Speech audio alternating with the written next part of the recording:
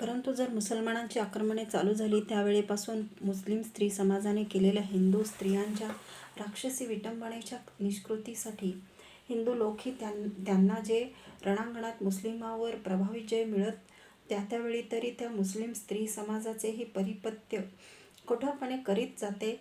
हिंदू स्त्रियांची त्या मुस्लिम शत्रूंनी जी दुर्दशा केली तशी दुर्दशा त्या मुस्लिम स्त्रियांचीही करते. मुस्लिम स्त्रियांना प्रसंगी बळाने सुद्धा हिंदू करून हिंदू समाजात घरोघर पोचवून टाकते. तर त्या हिंदूच्या प्रत्याक्रमणाच्या आणि प्रत्याचाराच्या संभवनीय भयाने मुस्लिम स्त्रिया मुस्लिमांचे विजय होत तेव्हा सुद्धा हिंदू स्त्रियांवर अत्याचार करण्यास कदापि धजल्या नसत्या. भयाने चळचळ कापू लागल्या असत्या.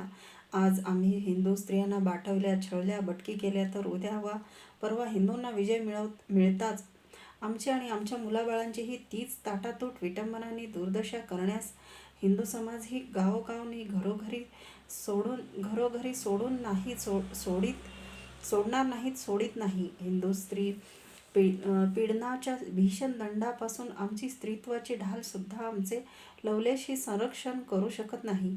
अशी धास्ती मुस्लिम स्त्री समाजाने हिंदू मुस्लिम युद्धकाळाच्या पहिल्या 2-3 शतकातच जर खाल्ली असती तर आमच्या लाखो निरपराध हिंदू भगिनी माता कन्यकांना जी दुर्दशा पुढे शतकानुशतके भोगावी लागली ती केव्हाही भोगावी लागली नसती. आमची स्त्री संख्या म्हणजेच त्यांच्या उदरी उत्पन्न होणाऱ्या आमच्या राष्ट्रीय संततीचे संख्याबळ घटते ना, उलट आमच्या त्या काळच्या कट्टर शत्रूंची मुस्लिमांची स्त्री संख्या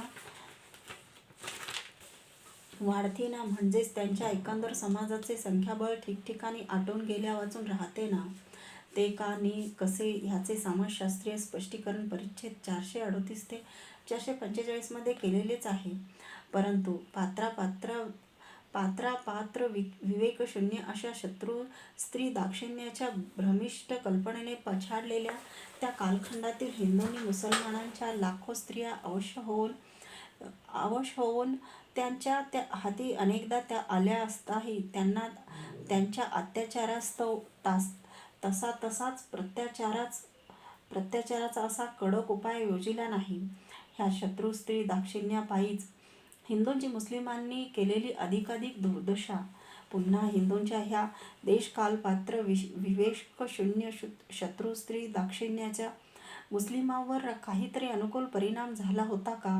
हिंदूंच्या त्या धार्मिक उदारपणामुळे मुसलमानांना त्यांच्या परस्त्री विटंबनाच्या पापाची काहीतरी लाज वाटली का?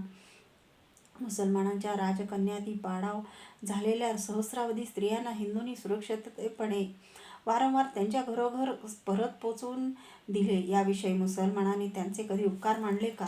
मुळीच नाही, केव्हाही नाही. उलट हिंदू आपल्या ह्या शत्रू स्त्री दाक्षिण्याच्या जेव्हा सद्गुण म्हणून बडेजाव करू पाहता तेव्हा मुसलमान फिरून तेच अत्याचार करून त्यांची सक्रिय टर उडवीत.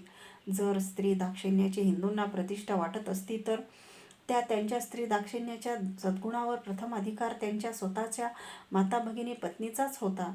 पण आम्ही मुसलमान त्यांच्या डोळ्यादेखत त्यांच्या अशा बहिणींना बायका मुलींना शतकानुशतके सहस्रावारी बलात्कारींनी बाटवीत येत असताही त्या हिंदू स्त्रियांना स्त्री दाक्षिण्यासाठी तरी आमच्या हातून सोडवण्याची छाती हिंदूंना झाली नाही. ज्यांच्या अंगी आपल्या स्वतःच्या स्त्रियांना दाक्षिण्य दाखवण्या इतकेही पौरुष नाही तेही बुळगे हिंदू आम्हा कडव्या मुसलमानांच्या स्त्रियांना म्हणे केवळ परस्त्री दाक्षिण्याच्या पवित्र भावनेने छळीत नाहीत, स्पर्श करीत नाहीत, त्यांना म्हणावे प्रत्यक्ष हिंदू राज्य निवसत असणाऱ्या कोणत्याही मुस्लिम स्त्रीकडे वाकड्या दृष्टीने पहा तर खरे. कोणत्याही मुस्लिम स्त्रीकडे डोळा उघडून पाहणारेचे ते डोळेच मुसलमान तात्काळ फोडून बाहेर काढतील. ह्या भीतीसाठी हे बोळगे हिंदू आम्हा मुसलमानांच्या स्त्रियांना स्पर्श करू शकत नाहीत, त्यांच्या परस्त्री दाक्षिण्याच्या व्रतामुळे नव्हे.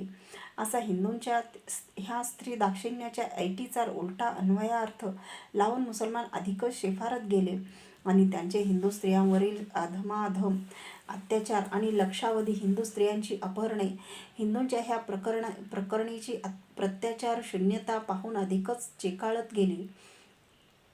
मुस्लिम पूर्वकाळी आमचे पूर्वज शत्रू स्त्री दाक्षिण्याचा असा राष्ट्रघातक नि बुळगा अर्थ करीत नसत.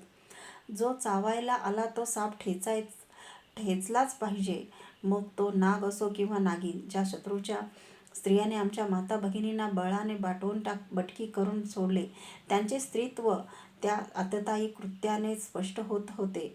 स्त्री दाक्षिण्यावरचा त्या आततायी मुस्लिम स्त्री समाजाचा अधिकार तिथेच संपून आततायीपणाच्या कठोर दंडावाचून दुसऱ्या कशावरही त्यांचा अधिकार उरत नसे.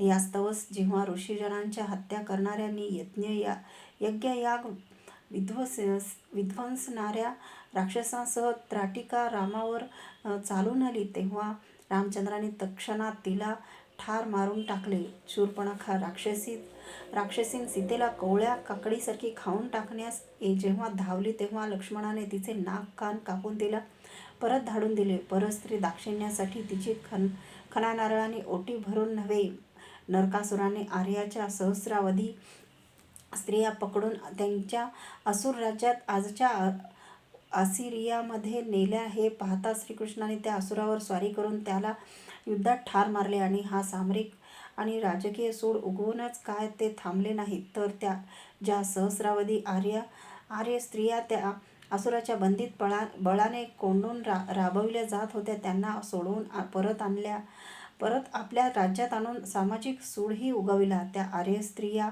असुरांनी बळाने भ्रष्टविल्या, एवढ्यासाठी त्या आपल्या सहस्रावधी राष्ट्रभगिनींना त्याही बाटल्या असे समजणाऱ्या पौरुषशून्य दुःखखोळेपणापायी त्यांना असुरांच्या हाती सोडून काही श्रीकृष्णाचे सैन्य परत फिरले नाही, तर उलट त्या सहस्रावधी स्त्रियांना आपल्या राष्ट्रात परत आणून प्रतिष्ठेने स्वसमाजात संस्थापन, स्वतः भूपती या नात्याने त्यांच्या पालनपोषणाचा आणि संरक्षणाचा सारा भार श्रीकृष्णाने स्वतः आपल्याकडे घेतला.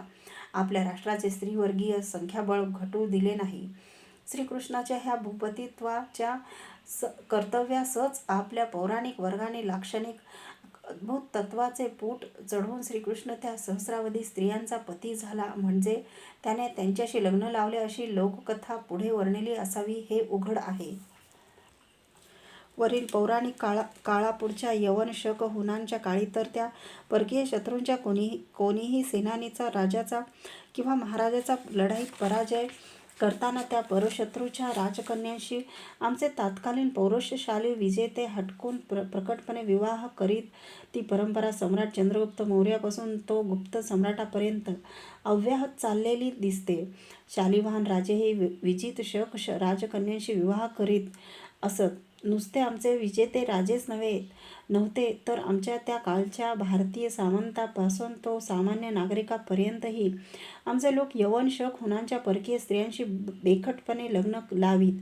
कारण त्या परकीय स्त्रियांना आणि त्यांच्यापासून झालेल्या संततीलाच नव्हे, तर ते परकीय समाज आमच्या धर्मातनी, आमच्या संस्कृतीत आत्मसात करून टाकण्या इतके आमच्या राष्ट्राचे पौरुष, पचनशक्ती आणि पराक्रम ही त्या काळपर्यंत प्रखर होती. शुद्धीबंदीचे दुष्परिणाम. आपली जात आणि धर्म शुद्ध राहावी ह्या भ्रमक कल्पनेने त्या काळचा हिंदू समाज रोटीबेटी, बेटीबंदी प्रभृती असा आचार आपण होऊन आणि स्वधर्म म्हणून ते अगोचर, हिंदूंना हानिकारक असूनही स्वकर्तव्य म्हणून पाळीत होता. त्याचप्रमाणे आणि त्या कार्यासाठी म्हणजे आपली जात शुद्ध राहावी याच कारणासाठी ही शुद्धीबंदी आणि तिथूनच उद्भवलेले सिंधुबंदी हे दोन नवीन धर्माचार हे हिंदू समाज आपल्या स्वतःच्या इच्छेने धर्मकर्तव्य म्हणून कट्टरपणे पाळू लागला. जो हिंदू एकदा मुसलमानांकडून बळाने का होईना पण बाटविला गेला त्यास तर काय, परंतु त्यांच्या वंशजांनाही परत हिंदू धर्मात घेणे नाही, त्या पापास शुद्धीचे प्रायश्चित नाही, हीच आपल्या हिंदू धर्माची आज्ञा आहे अशी भावना हिंदू समाजाच्या रक्तातच पिढ्यानपिढ्या भिनून राहिली होती. अत्यंत तुरळक अपवाद सोडता भंगी जातीपासून ब्राह्मण जातीपर्यंत, छत्रपतीपासून पत्रपतीपर्यंत, शंकराचार्यापासून ते शंखाचार्यापर्यंत प्रबुद्ध काय आणि निर्बुद्ध काय, हिंदू मात्राने ह्या शुद्धीबंदीच्या धर्मचाराविषयी काश्मीरपासून कन्याकुमारीपर्यंत एकमत झालेले होते. ह्या पायीच आपला हिंदू धर्म मुसलमानांकडून भ्रष्टविला जाऊ नये म्हणून आमच्या सहस्रावधी हिंदू स्त्रियांनी शतकानुशतके ज्या जोहराच्या चिता धगधगत्या ठेवल्या. परधर्मीयाकडून आपले देह भ्रष्टविले जाऊ नयेत म्हणून लक्षावधी हिंदू स्त्री पुरुषांनी निरुपाय म्हणून देशातील सर्व नद्यातून, तळ्यातून, विहिरीतून उड्या घेऊन जीव दिले. स्वतःची लहान लहान लेकरे उराशी धरून स्वतःच जाळून घेतले आणि या लक्ष लक्ष हिंदूंनी नाना प्रकारे मुसलमानांच्या हाती सापडण्यापूर्वीच आपल्या हाताने आपले प्राणनाश करून घेतले, किंवा मुसलमानांच्या हाती सापडल्यानंतरही मुसलमान होत नाही जा म्हणून वीर गर्जना करीत छत्रपती संभाजीसारखे, गुरु तेग बहादूर प्रभृती आमच्या शीख धर्मबंधूंच्या अनेक गुरुवर्यांसारखे धर्मवीर बाबा बंदा बैराग्याप्रमाणे मुसलमानांनी देहाच्या मांसाचे लचके तोडून तोडून हाल हाल करून ठार मारले, तरी ज्यांनी स्वधर्म सोडला नाही त्या सर्व अपूर्व बलिदानाचे अकृतज्ञ स्मरण आम्हास झाल्या वाचून कसे राहील.